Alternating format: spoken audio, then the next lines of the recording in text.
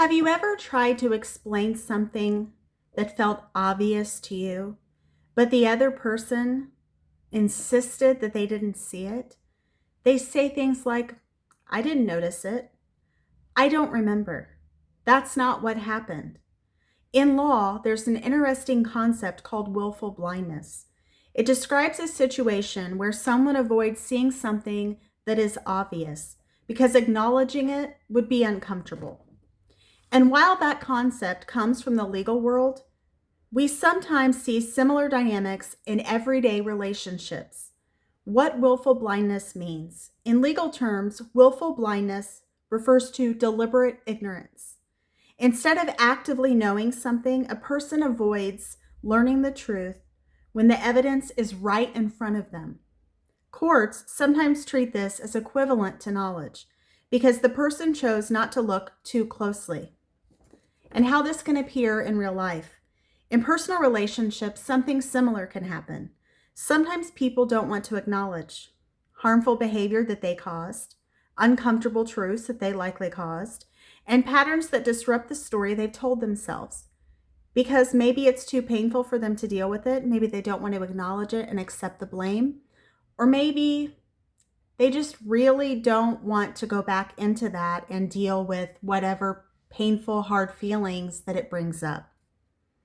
So instead of engaging with the issue, they may dismiss it or avoid examining it, or maybe say they blocked it out.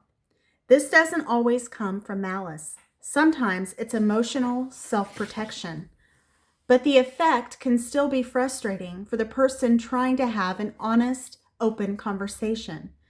Why it feels so frustrating. When someone refuses to see something that feels obvious to you, it can create a feeling of being unheard or even dismissed. You may start questioning yourself or wondering whether you're explaining things poorly, whether you're not really communicating with that person because they are not able to bridge the gap. But often the issue isn't the clarity of your explanation.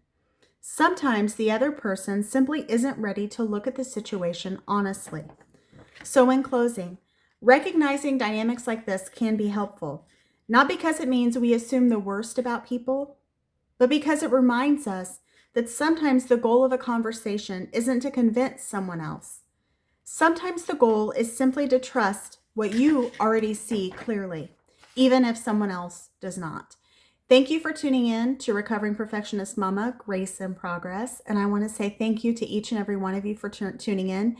It means a lot, and as well commenting in the community. And what a great community we have. Thank you so much to each and every one of you, and I hope to see you again soon. And I hope that this video provided some insight for you.